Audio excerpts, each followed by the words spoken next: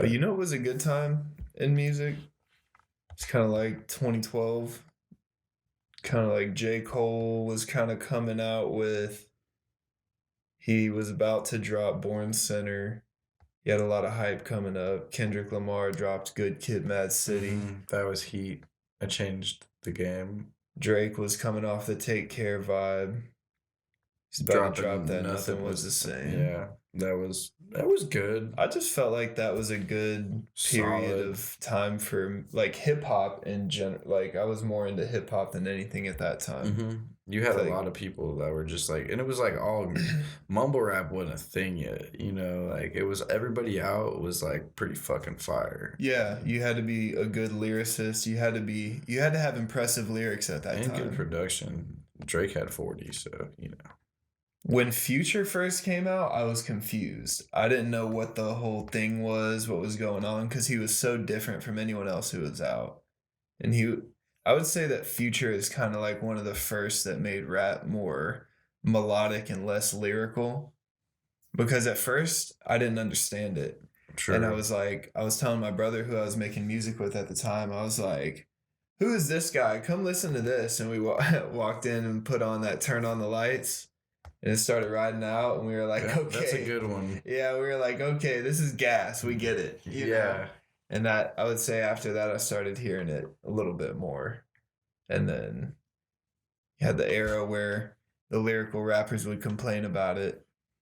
And now everybody is, embracing the new wave. It's just like, you can't trash the youngins for doing shit differently. Exactly. I couldn't imagine what it would be like to be Lil Uzi and be famous and just be dealing with weird shit all the time. He got hella famous overseas. Yeah. He might be more famous over there. But my opinion on the freestyling thing is not everyone can do it, and that's fine. And I mean, it does suck. Even if you're good at freestyling, like if you don't want to and someone brings it up, I mean, it feels good when you get done at the end and you killed it, but I can imagine just not ever wanting to do it and having to do it all the time would not really be too much fun. You know, if he's not a really freestyle artist.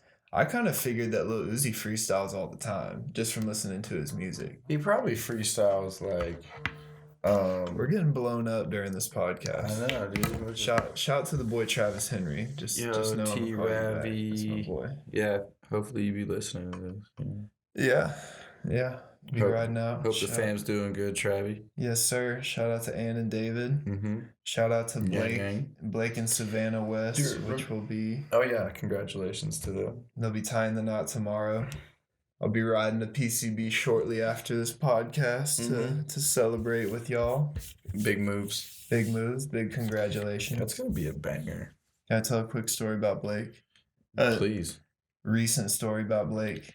Oh yeah. I was I'll make it short and sweet. I was out in the middle of the Gulf /Bay/Lagoon. I was lost. But I pulled up so I'm on a jet ski, right? I'm in the middle of the water. I run out of gas. I pull up. I don't know where I am. My phone's dead, but I'm with my buddy Seth, and his phone's alive. And I remember Blake's phone number off the top of my head from middle school. I call him. He answers immediately. I tell him the situation, drop him my location, and he had that gas can there in 10 minutes. I'm telling you. 10 minutes, boom, I'm gassing up the jet ski. That's a real one right there.